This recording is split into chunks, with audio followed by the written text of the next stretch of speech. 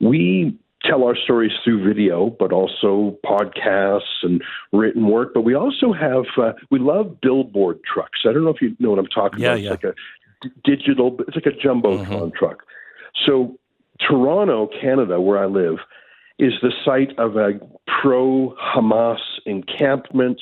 There's screaming, mask-wearing thugs marching through the city every week, not just in the downtown, but besetting synagogues and residential areas.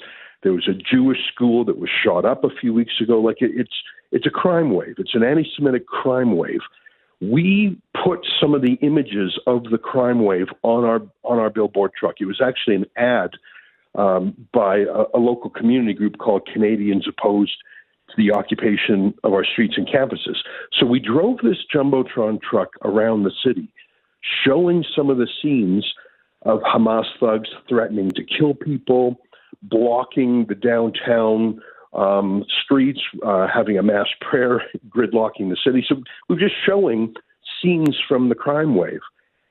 And the police chief made an announcement on Twitter that he was investigating us for a hate crime, not investigating the people doing the crimes that we put in the video, but the fact that we showed those things.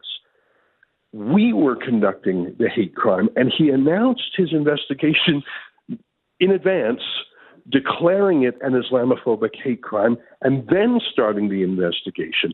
And if we're convicted, God forbid, under this provision of the Canadian Criminal Code, it's a 2-year prison sentence. So we're not talking about a Human Rights Commission slap on the wrist or a fine or anything. The chief of police in Canada's largest city has publicly announced that what we did with that truck is a hate crime. Then he announced the investigation. Well, gee whiz, I wonder what those police are going to find. And it's prison time, God forbid, if they succeed. Well, you know what, Glenn?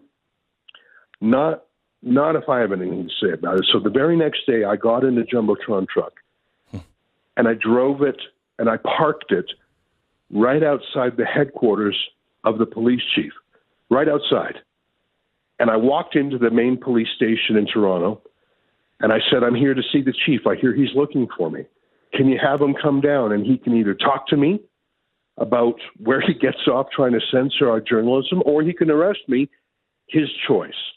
And I stood there in the reception of the main police headquarters of Toronto for an hour, and he wouldn't come down, and he wouldn't send anyone else down.